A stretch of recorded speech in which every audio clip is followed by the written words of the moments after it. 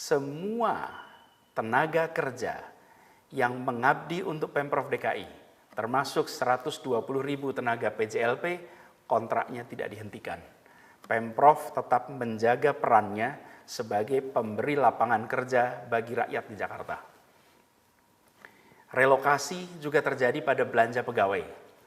Anggaran belanja pegawai berkurang sebesar 4,3 triliun, di mana TKD ASN Pemprov DKI besarannya 25% direlokasi untuk mengamankan anggaran bansos, dan 25% berikutnya ditunda pemberiannya karena dialihkan untuk darurat penanganan COVID-19. Gaji ASN tidak berubah, tetap sama.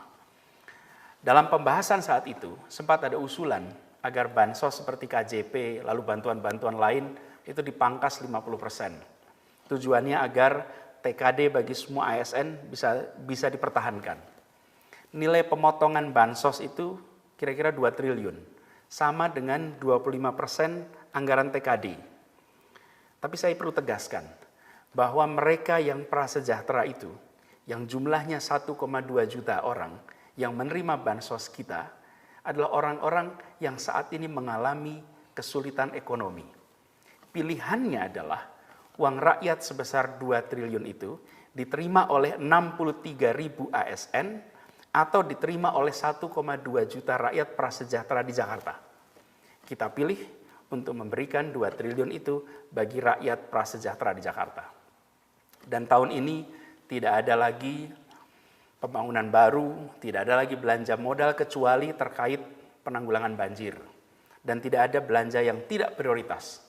Pemangkasan dilakukan di semua sektor. Semua difokuskan pada penanganan COVID-19, dampak turunannya, dan saya garis bawahi ini, semua usaha untuk mengembalikan kesejahteraan rakyat Jakarta. Saudara-saudara, para ASN Pemprov DKI Jakarta yang saya hormati, yang saya banggakan. Saya ingin ingatkan pada kita semua, bahwa kita adalah penyelenggara negara. Tugas kita adalah melindungi rakyat. Keselamatan rakyat adalah prioritas nomor 1. Dalam kondisi apapun, sikap kita harus jelas. Menomorsatukan rakyat daripada diri sendiri. Apalagi dalam kondisi penuh cobaan seperti sekarang ini.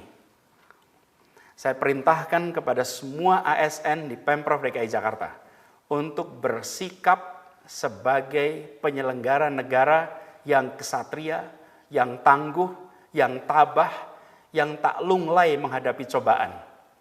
Kita berada di garis terdepan. Kita harus beri contoh sikap tangguh. Perhatikan ini semua.